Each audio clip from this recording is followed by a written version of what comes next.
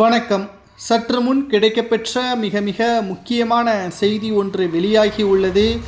நடிகரும் தமிழக வெற்றி கழகத்தின் தலைவருமான விஜய் அவர்கள் அரசியல் பயணத்தை தொடங்கியதிலிருந்து மாநாடு முடிந்தது வரை தமிழகத்தில் ஒரு மாற்றம் நிகழ்ந்து கொண்டுதான் இருக்கிறது.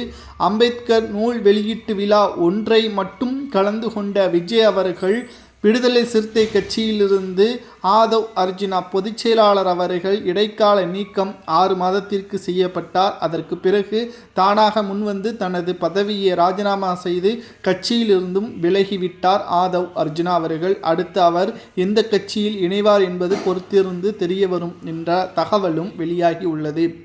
இது அனைத்துமே விஜய் அவர்கள் மீது இருக்கக்கூடிய பயம்தான் திமுகவினர்கள் செய்யக்கூடிய அழுத்தம் என்பது தெரிந்துவிட்டது.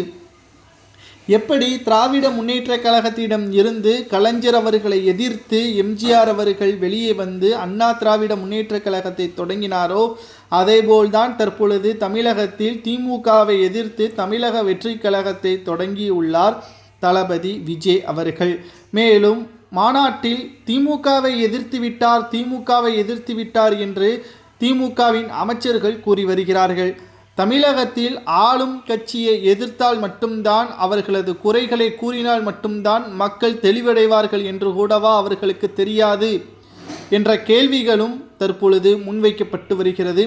விஜய் அவர்கள் இருக்கக்கூடாது என்பதற்காக அவர் மீது பொய்யான தகவல்களையும் பரப்பி வருகிறார்கள். ஒட்டுமொத்த அவமானப்படுத்தும் விதமாக அவர் மீது பல்வேறு குற்றச்சாட்டுகளையும் தனிப்பட்ட முறையில் அவர்கள் மீது தாக்குதலையும் நடத்தி வருகிறார்கள்.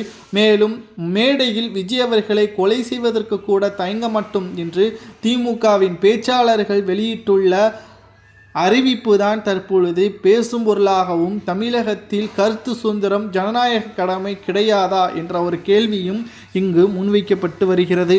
2026 சட்டமன்ற தேர்தலில் 234 தொகுதிகளில் தனித்து போட்டியிடுவதா அல்லது கூட்டணி வைத்து போட்டியிடுவதா என்பது கடைசி நேரத்தில்தான் வெளிவரும். காரணம், 13 கட்சிகளுடன் திமுக கூட்டணி வைத்திருக்கிறது. ஆனால் அதிமுகவுடன் திமுகவிற்கு எதிராக தளபதி விஜய் அவர்கள் கூட்டணி வைத்தால் நிச்சயம் துணை முதல்வர் பதவியை கேட்பதற்கு கூட வாய்ப்புகள் இருக்கிறது. அதற்கு எடப்பாடியும் சம்மதம் தெரிவிக்கலாம். மேலும் 4 அமைச்சர் பதவிகள் வரை கொடுப்பதற்கு வாய்ப்புகள் இருப்பதாக செய்திகளும் வெளியாகியுள்ளது. இதை தடுத்து நிறுத்துவதற்குத்தான் திமுகவினர்கள் பல்வேறு சதித்திட்டங்களை செய்து வருகிறது. விஜய் அவர்கள் இன்று வரை செய்தியாளர்களது சந்திப்பை நடத்தாது ஏன் என்ற கேள்வியையும் பேசி வருகிறார்கள்.